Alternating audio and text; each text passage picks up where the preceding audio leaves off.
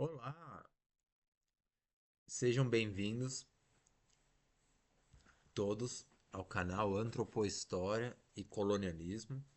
Eu sou Vitor Collins, antropólogo, e nós vamos trazer uma nova live dentro do curso Galileia e a Revolta Judaica, Império Romano, Nazarenos e Judeus, o conflito que conformou a Era de Peixes.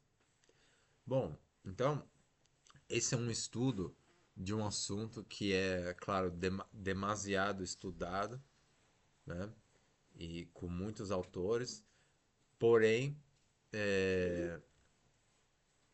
em relação a certas referências e autores, e uma perspectiva que com certeza vocês ainda não escutaram, tá?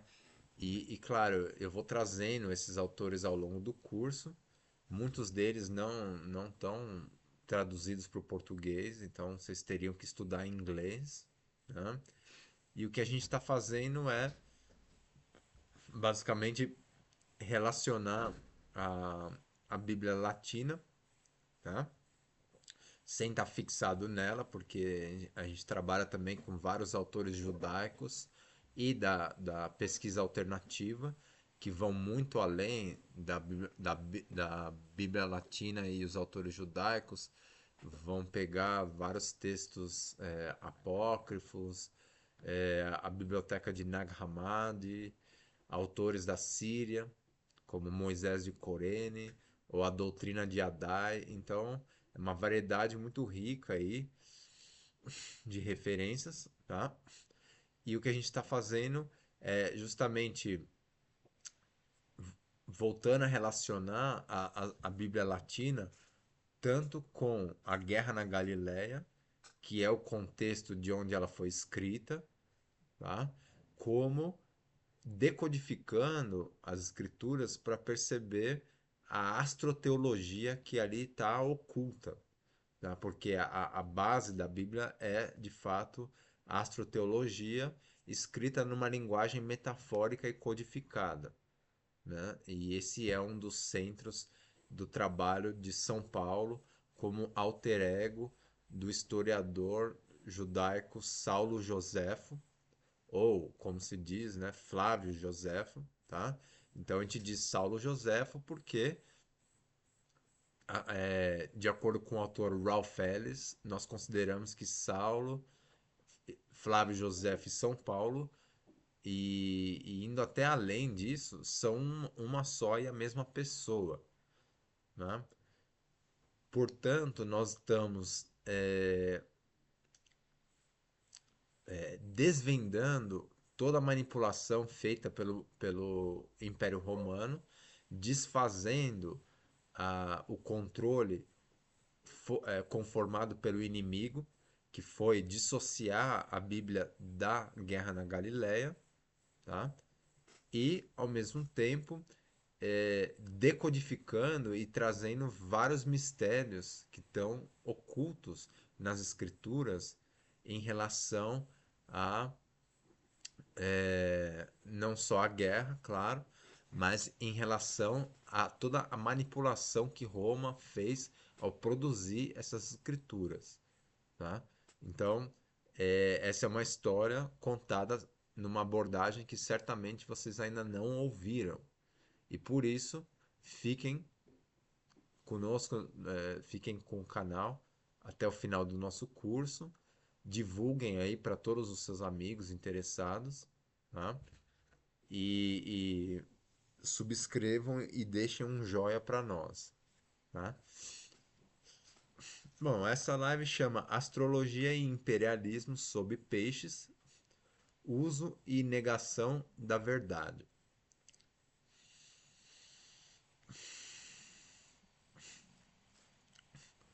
Havia um delicado arranjo entre a necessidade de manter a soberania de Edessa, que é esse reino de onde a ordem nazarena pertence e de onde saem os reis e rainhas, como o Isates, a Maria Madalena, Rainha Helena e o rei Abgaros, tá? Petra e outros reinos presentes na Galiléia com o avanço da tirania imperialista romana e seus aliados, como a elite vendida de Jerusalém. Tá? Então, claro, na cultura judaica tem essa elite ligada ao sinédrio e aos rabinos e fariseus, que cedeu à pressão imperialista de Roma, com o Herodes Antipas, tá? E outros monarcas, tá? E mesmo Saulo Joséfo, que trabalhou por muito tempo como agente de polícia a serviço de Jerusalém, prendendo os adeptos dos cultos astrológicos. Né? Então vocês podem ver nos slides, a gente tem vários zodíacos ou mazarotes, que são zodíacos helenizados. Eles são judaicos, porém com raízes na cultura helenística, que por sua vez vai ter as raízes na cultura de Cam, no Vale do Nilo, tá? Que é o nome original antes de ser chamado de Egito, foi chamado, era chamado de Cam, de onde deriva a alquimia ou química, etc. Tá?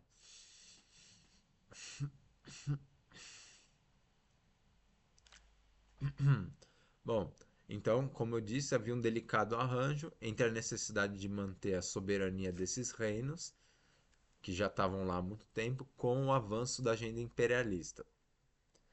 Manter a soberania nas terras, tal como governar a Galileia, como foi de fato feito por Isas de Gamala, que é o nome retirado do Talmud e também da, da dos escritos do Flávio Joséfo ou do Saulo Joséfo. Né? Isas de Gamala, governador da Galileia, o próprio Jesus Nazareno, antes da tomada de poder romano,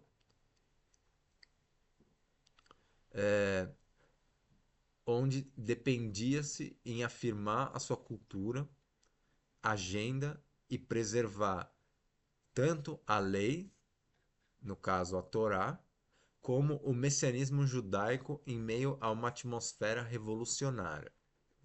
Tá? Então, o que acontece? O Ralph Ellis desenterrou essa verdade, que está no Talmud, está em vários outros autores, de que quando Roma invadiu a Galileia e pressionou na tomada de poder das terras e impôs taxação por impostos, né? E, impondo a agenda imperialista, o governador da região naquele tempo era o tal de Isas de Gamala, que é o termo que aparece no Talmud, né? Que também vai ser chamado esse termo vem da obra do Flávio Joséfo. No Talmud está como Bar Kamsa, o líder da revolta judaica, que traduz como filho de Cam. Tá? E, e uma das necessidades ali, frente ao avanço imperialista, seria, ou melhor, foi preservar tanto a influência da Torá, da lei judaica, né, através de outros reinos como Petra, né, como nutrir o messianismo judaico revolucionário, por exemplo, com João Batista no Rio Jordão, como uma maneira de é, equilibrar o poder desses reinos e da influência judaica diante da ameaça imperialista. Tá? Então, a gente pode dizer que esse é uma das partes do centro de toda essa guerra na Galileia. Tá? Manter influente a lei judaica e nutrido o messianismo revolucionário.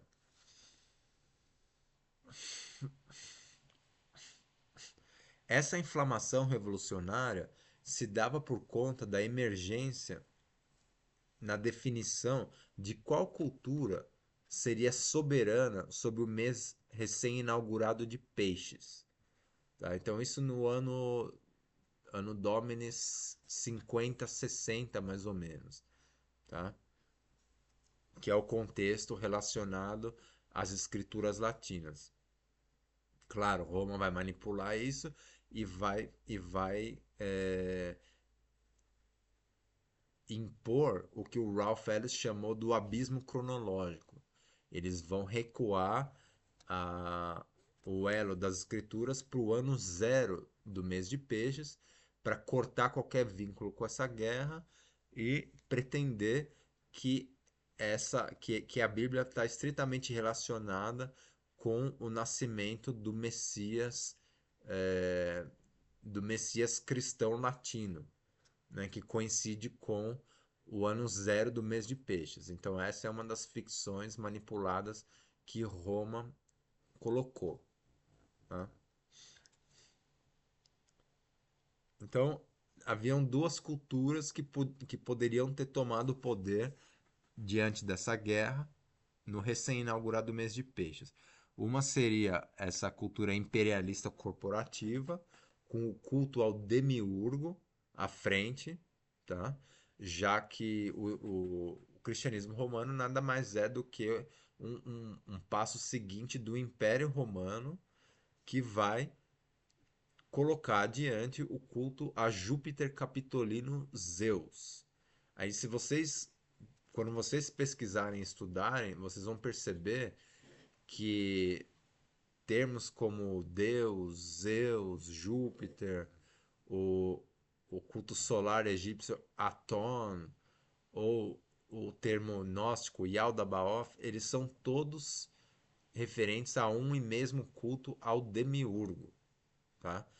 E aí estudem o que é o demiurgo na literatura de Nag Hammadi, das escrituras gnósticas, ou no próprio Platão, no Timaeus, tá?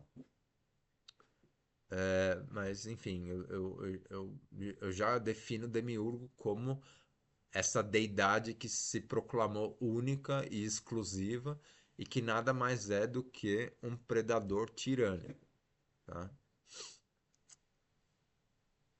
É o bom Deus, né? E por outro lado, a cultura alquimista, com as suas raízes na terra de Kem, baseada nos mistérios esotéricos. Tá? Então, no centro da guerra na Galiléia, havia disputa dessas duas culturas para se tornarem líderes sob o mês de peixes recém-inaugurado. E o messianismo judaico revolucionário, encabeçado por João Batista em meio ao Rio Jordão, era tão radical que não só incomodava seriamente as autoridades judeu-corporativas e romanas, tá? Então a gente precisa distinguir o que é uma cultura judaica de elite corporativa, relacionada aos fariseus, ao sinédrio e a elite dos rabinos, tá?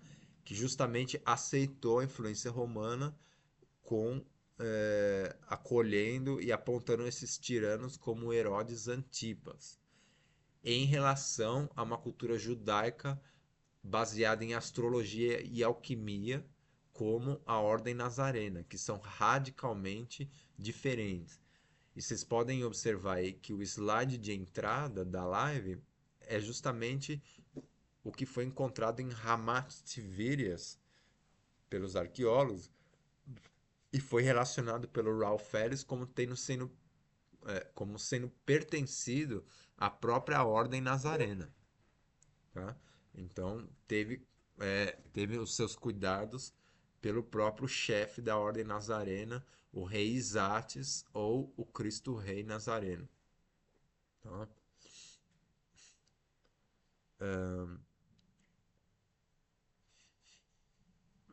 Bom, esse messianismo judaico revolucionário, encabeçado por João Batista no Rio de Jordão, poderia também, no limite, ter destruído o imperialismo e a sua agenda.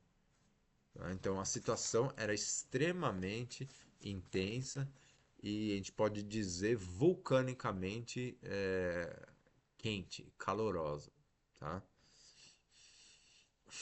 Manter nessa situação tão perigosa e intensa o equilíbrio entre as diferentes e arqui-inimigas agendas, como manter a lei judaica, a Torá, influente, eram necessidades da maior importância.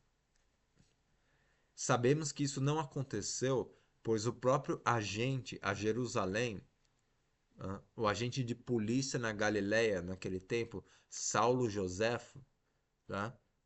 Oficialmente seria Flávio Joséfo. Tá? Então a gente já está olhando pela interpretação do Ralph Ellis, como eu disse, né? Saulo Joséfo ou Flávio Joséfo e São Paulo, e até mesmo bom, ficando por aí, são uma só e a mesma pessoa, tá? Então,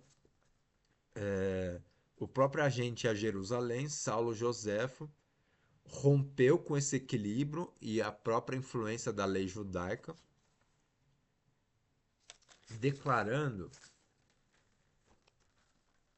na Bíblia, na Bíblia Latina, que cristãos não estão mais presos à circuncisão como a lei de Moisés e toda aquela rigorosa disciplina judaica, tá? Quando agora estão vinculados somente pela fé no Messias ressurrecto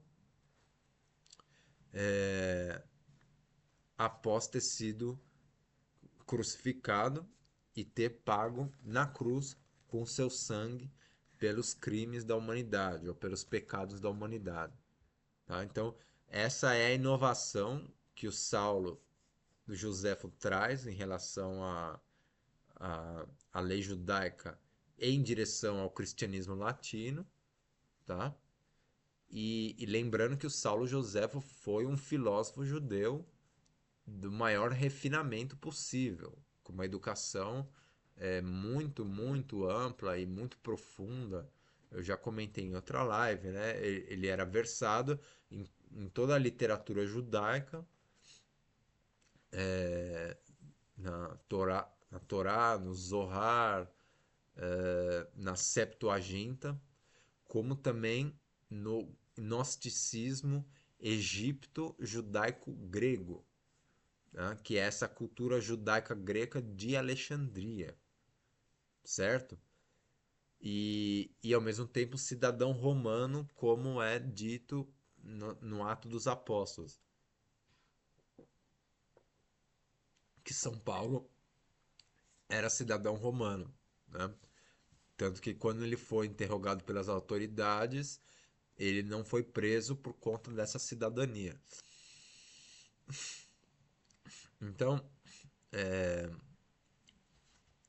já por muito tempo conspirando ao lado das elites romanas, durante todo o processo da guerra na Galileia, tá? Desde que Roma tinha invadido o Templo de Jerusalém e celebrado o culto, enfim, o culto a Júpiter, né? Assim como os gregos tinham feito isso também dentro do Templo de Jerusalém, celebrado o culto a Zeus. Aí os romanos fazem isso com Júpiter, né? Nero passa a ser diretamente influente dentro do culto, dentro do Templo de Jerusalém, demandando sacrifícios e tudo mais, como nas várias campanhas e guerras que Roma travou em meio à Galileia como um todo, tá? Enfim, são várias batalhas, tá? Inclusive a batalha entre Edessa e a legião dos Sextus Galos, que foi derrotado pelo rei Isates, tá? Então, em todo esse processo, desde o início da guerra até o sítio de Jotapata, em hebraica Yodfat, quando Vespasiano cercou a região com uma legião de por volta de 40 mil soldados, algo assim, e finalmente rendeu as tropas judaicas, tá? Ali é o momento que Saulo Joséfo, sendo comandante das tropas judaicas, em- faz um pacto suicida com os seus companheiros judeus, né, que são traídos, são levados a se suicidar nesse pacto. Todos morrem, sobra só ele, né, que finalmente, com o cessar da resistência, recebe a entrada do general Vespasiano dentro da gruta que eles estavam escondidos, né? E com os braços abertos, é, dá as boas-vindas ao futuro próximo imperador de Roma, que entra na gruta reclamando: Ô ô Saulo, por que levou tanto tempo para a rendição, né, do exército? Ou seja, eles estão em conluio e conspirando um com o outro já há muito tempo, desde o início da revolta judaica, e tendo em comum o seu arqui-inimigo, que é o reino de Edessa, o rei Isates, sendo nada menos do que o Cristo Rei Nazareno, tá?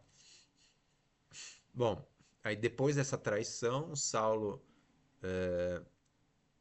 passa para o lado dos romanos e coloca a serviço das elites romanas, a qual ele já era cidadão, essa incrível educação, como eu mencionei, tá? Um conhecimento de uma abrangência extraordinária, e é nessa relação entre o Saulo Joséfo, Vespasiano e Tito, e também o Domiciano, que é a elite dos Flavianos em Roma, que eles vão produzir as escrituras latinas, a Bíblia latina, tá? Conforme a gente lê hoje, com as inúmeras manipulações e más traduções que eles fizeram, tá? Enfim, manipulações da maior sofisticação. E quando eles criam o alter ego São Paulo, tá? E o que explica o sucesso de 2000 anos da Bíblia Latina com essas manipulações e falsificações é o calibre da educação do Saulo Joséfo, também a experiência dele como delegado de polícia na Galileia, tá? Porém, sendo o fato de que ele foi um agente a Jerusalém, tal como um traidor que passou para o lado de Roma. Então isso explica em grande parte o sucesso do cristianismo romano, tá? Então o equilíbrio entre as agendas arqui-inimigas na Galileia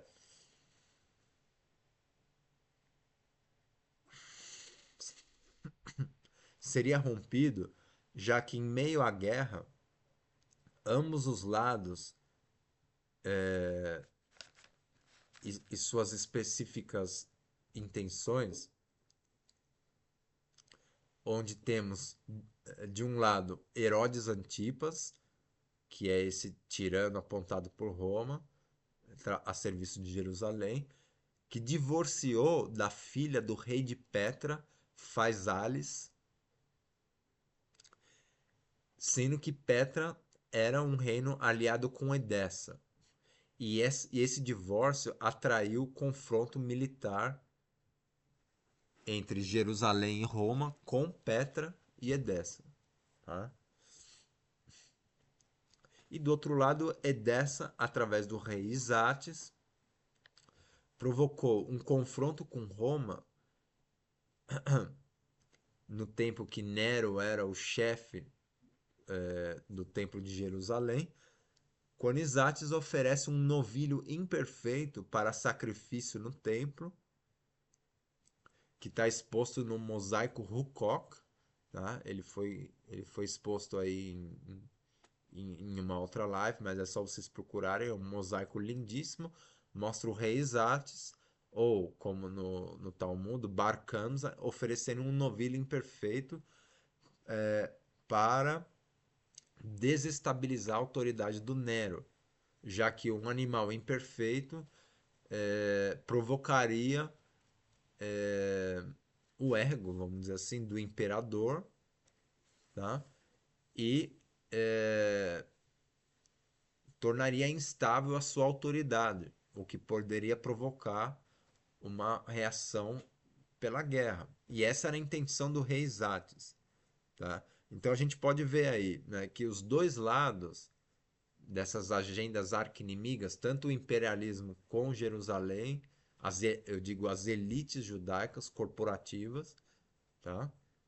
As mesmas que na Bíblia se diz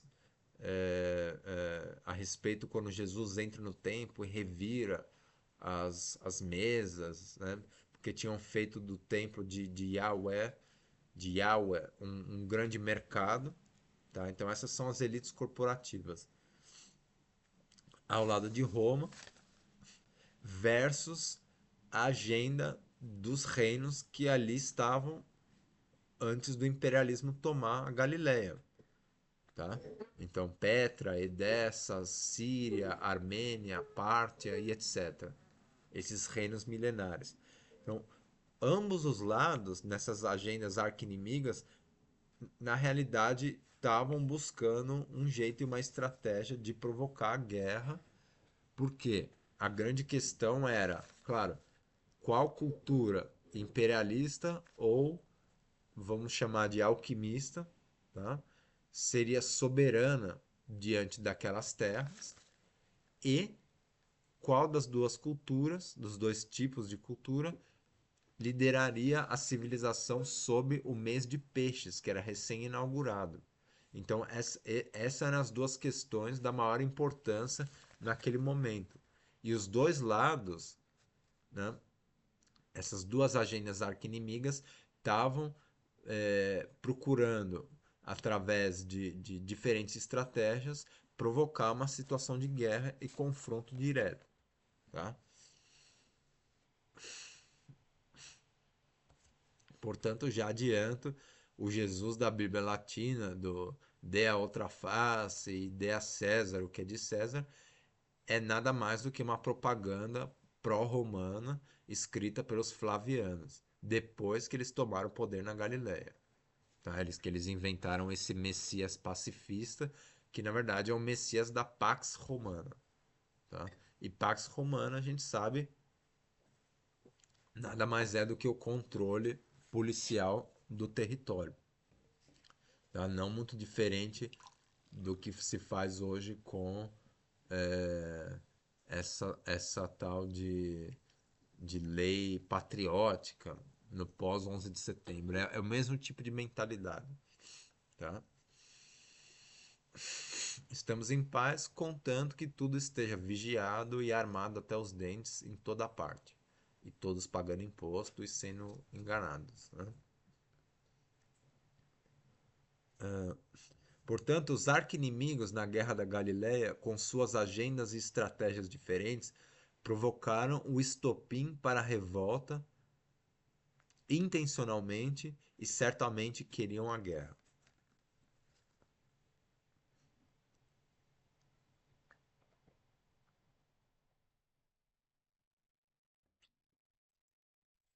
Bom,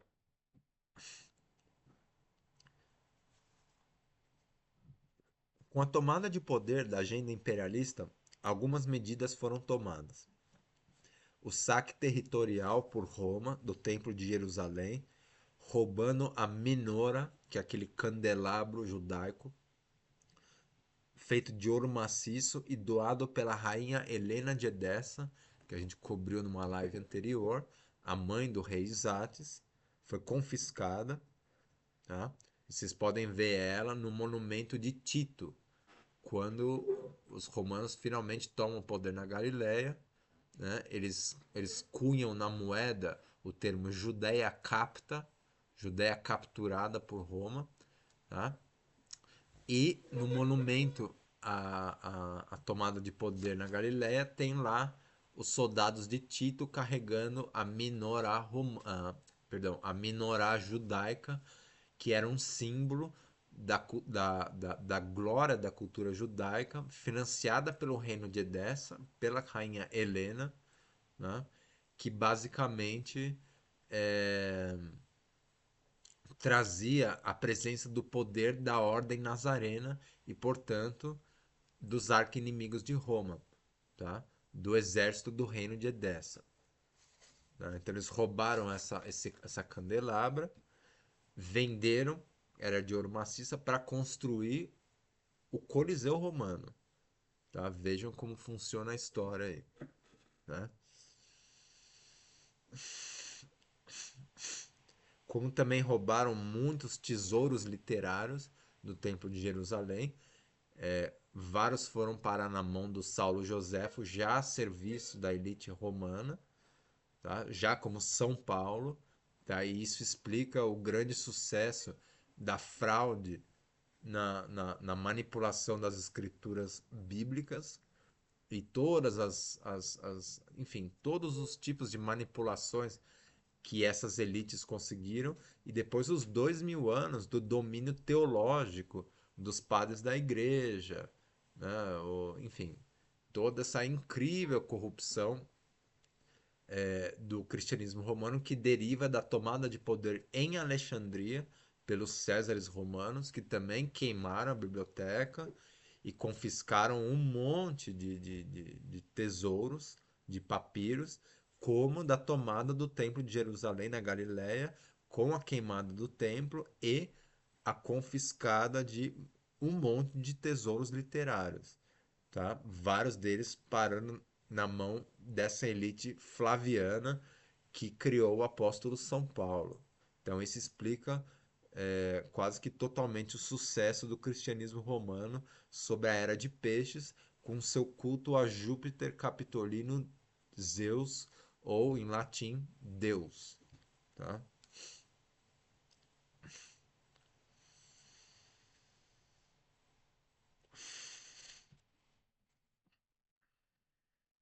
Bom,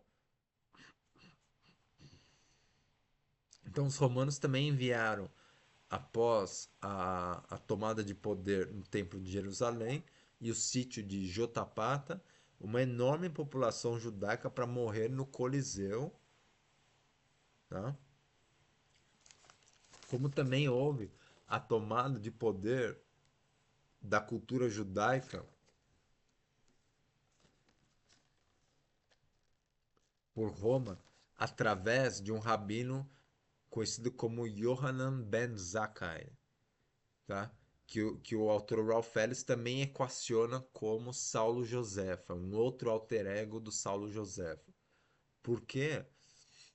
Bom, basicamente, depois que Roma tomou o poder no Templo de Jerusalém, o rabino pediu licença para continuarem a cultura e os estudos judaicos para as próximas gerações, que estavam inteiramente sitiadas e, e, e impedidas por Roma de fazer qualquer coisa, estavam debaixo da arma mesmo, tá? Roma tinha tomado completamente o poder no templo e na Galileia. E aí, com essa influência do Vespasiano sobre o rabino Yohanan ben Zakkai, aparece a Yamaka judaica, que é igual à do Papa de Roma, vocês podem perceber, tá? E o próprio Muro das Lamentações, que é tido como judaico, mas na realidade é um forte romano, tá? É um forte que Roma forçou a cultura judaica a adotar como seu e fazer ali os seus cultos e adorações, né? Num terrível, uma terrível situação de submissão ao domínio romano. Tá? Então, essa informação foi exposta pelo grande Jordan Maxwell, né? De que a Yamaka judaica e o Muro das Lamentações, que na realidade chama Fortaleza Antônia, tá? São a influência romana depois que eles tomaram o poder em Jerusalém e na Galiléia como um todo e passaram a dirigir a cultura judaica corporativa dos rabinos. E tem vários estudos hoje dizendo que o judaísmo nasceu nesse momento aí, por volta do ano 200, ano Domini, quando Roma já era senhora de Jerusalém e, enfim, já tinha ocupado a região, tá? E também há quem diga que o próprio Islã é uma criação romana também. Então veja aí as consequências da tomada de poder romana na Galileia em direção da cultura judaica, tá? Só não esqueçam que a cultura judaica não se limita a essa elite corporativa que na realidade cultua Saturno, né? Se vocês observarem as roupas, os símbolos, e mesmo no Islã, aquela pedra preta Kaaba, são todos símbolos saturnianos, tá? Só que o poder central por trás de tudo isso é Roma, tá? Então essa é a influência do Império Romano, já através do cristianismo latino, quando eles tomam o poder na Galileia. E aí essa influência vai se expandir como um colonialismo planetário. E tá aí até hoje, tá? Infelizmente. Com um culto a Júpiter no centro de tudo, tá? Outra medida foi o cancelamento da memória e o status das culturas astrológicas e alquimistas da região, com seus lindos templos compostos por mazarotes ou zodíacos e belos mosaicos, como esse que a gente está vendo no slide. Tá? Esse é um grande aspecto da conspiração que dura até hoje, como da reescrita da história, já que essas culturas eram arqui-inimigas de Roma. Tá? E o motivo é que tais obras, esses zodíacos, o mosaico Rococó e todas as outras, por serem de alto custo, revelariam que os inimigos dos romanos, né, então o reino de Edessa com a ordem nazarena, o reino de Petra, Armênia, Síria, que eram todas culturas alquimistas e astrológicas. Também Pártia, de onde vieram os três reis magos no nascimento de Isates. Tá? Revelariam que esses reinos, arqui-inimigo dos romanos, eram poderosos, aristocráticos, né, formados por reis e rainhas, e muito ricos, com todo tipo de armas e de ouro. Tá? Então, na conspiração, por apagar a memória da guerra na Galileia e reescrever a história, Roma tomou todos os cuidados para subverter a natureza desses reinos. Né? Tanto é que a rainha Helena de Edessa foi chamada de rainha de Adiabene, que é uma cidade de ficção, que não existe, foi deletada da história, sendo que ela era uma rainha extremamente popular na Judéia na época. E isso a gente cobriu na live anterior. Tá? Foi a rainha que doou o candelabro de ouro maciço para o Templo de Jerusalém, que os romanos venderam para construir o Coliseu, tá? E que tinha saciado uma terrível fome que tomou conta de Jerusalém durante a ocupação do imperador Cláudio. Tá? Então, uma rainha extremamente popular. E Roma foi muito eficiente e bem-sucedida em anular todos esses reinos gloriosos, ricos e poderosos, né? Como eu disse, Armênia, Pártia, Edessa, Petra, Síria, tá? Ao qual a ordem nazarena era vinculada, e basicamente subverteram o status e o valor dessas ordens, tá? Em relação aos mistérios esotéricos, ao poder militar e mesmo às riquezas, tá? Na sua reescrita da história, que em grande parte foi feita pelo seu novo agente e subserviente Flávio Joséfo, ou Saulo Flávio Joséfo São Paulo. Tá? E claro, essas culturas deletadas eram baseadas na precessão dos equinócios, quando, a cada 2.000 e poucos anos, o Sol se levanta de frente uma certa constelação dentro das 12, no equinócio de Áries, tá? Como nós agora estamos no declínio, no desfecho da era ou do mês de peixes, né? E o Sol vai estar de frente à constelação de Aquário, tá?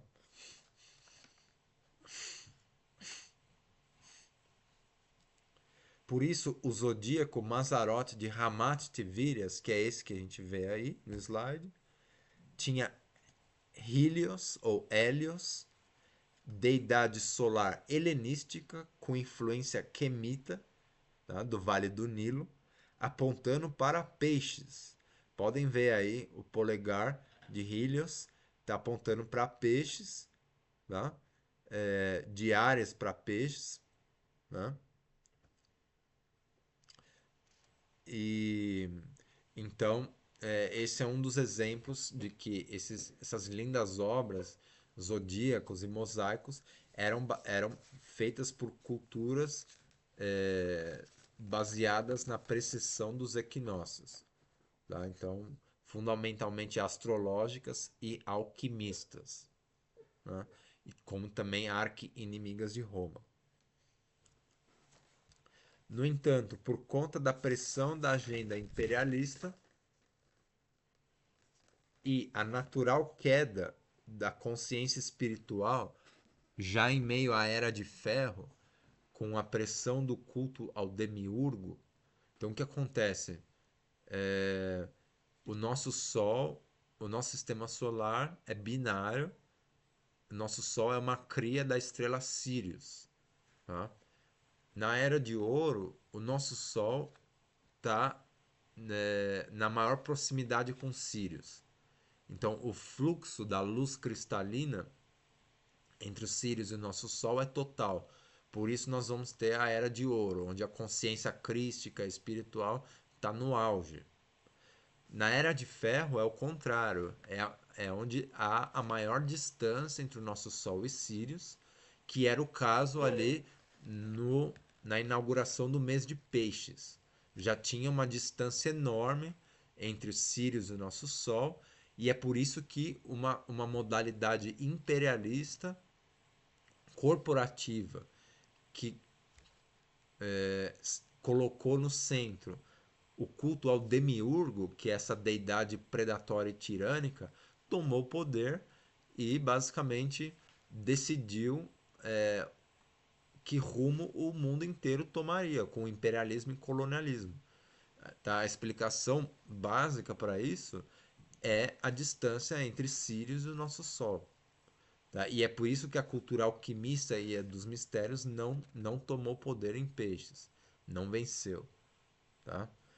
Isso é, uma religião corporativista tendo Júpiter capitolino no centro cultural tomou poder e seu messianismo imperialista, eliminando a vitória das culturas alquimistas e astrológicas centradas nos mistérios esotéricos, relacionados não só aos nazarenos e a Edessa, como a todos os outros reinos que eu mencionei. Na profecia diante a estrela do Oriente, Sirius, ao qual o nosso Sol é cria, naquele momento venceu o imperialismo messiânico ao invés da consciência crística e o Santo Graal, que são os mistérios esotéricos, simbolizados na guerra, simbolizado na guerra entre Vespasiano, o general romano que se tornou imperador logo em seguida, contra Isates, rei, e Maria Madalena, rei e rainhas de Edessa, o casal de irmãos vindos do reino de Edessa, cujas raízes alquimistas também são astrológicas derivadas da terra de Kem. Bom, então nós vamos completar por aqui. tá? Convido vocês a seguirem adiante com o curso. Nós temos muitas novidades e muitas lives interessantes. Por favor, divulguem para sua rede de contatos e todos os seus amigos. Subscreva o canal e dê um joia que é muito importante aí para nós, tá? Muito obrigado e nos vemos na próxima.